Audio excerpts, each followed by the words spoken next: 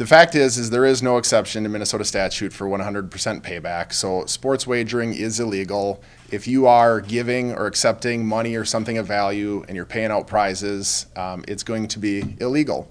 And so not only can you face criminal charges, but the bars and restaurants and things where this occurs, they can face regulatory sanctions, fines, they can have their licenses suspended or revoked, and other things of that nature. So we all have a stake in making sure that this isn't occurring in those places. The American Gaming Association estimates that almost $5 billion was wagered on the Super Bowl just this past year, with most of it being illegal wagering. I hear it from people all the time, and I understand what they're saying. They say, hey, it's not the crime of the century, nobody's getting hurt, why do you bother with it? The fact of the matter is that it is illegal in Minnesota, and so not only can you face criminal charges, but again, the bars and restaurants can face sanctions, and the charitable gambling that's licensed to go there can face sanctions. But one of the biggest reasons why sports wagering is illegal is because it has no consumer protections. How do you know that what you're doing is fair? How do you know that if you win, you're going to get paid? Who are the people you're dealing with during this, and what happens to you if you can't pay?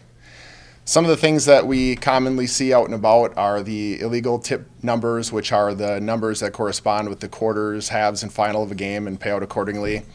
We'll see instances where people are, picking the winners of football games, as well as number boards and just a whole other number of different types of illegal sports wagering that goes on all across Minnesota.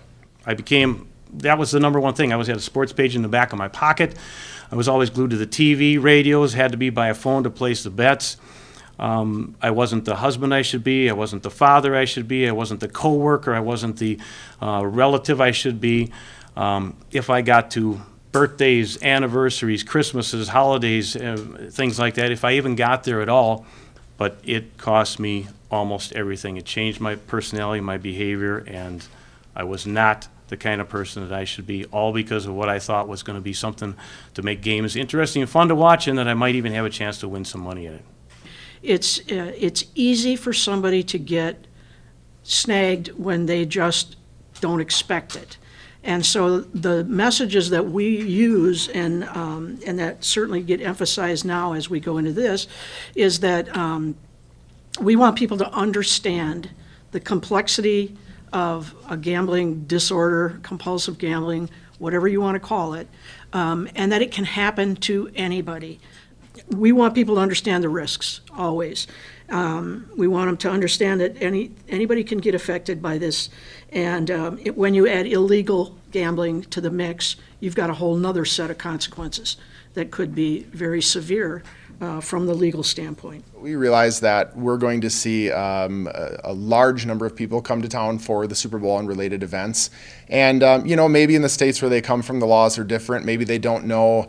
Maybe they're coming here to do illicit. Maybe they're coming here to make a profit. As we all know, there's other aspects of crime that come with large events in any city. And so we don't know exactly what to expect. I certainly didn't work here back in 1992 and Super Bowl was here last time. But we just anticipate through hearing it from other cities and other places where it's been that can occur. And so we're going to do our best to be out and about and online to have a presence. And about 11 months after I finally quit gambling for good, I lost my full-time job. We were already in consumer credit because the debt was so high. I did what I could, drove bus for a year, trying to put money or food on the table and paying for the roof over our house. And I couldn't even keep up with that. We ended up, the first thing we lost, a motor home. Next thing was a car.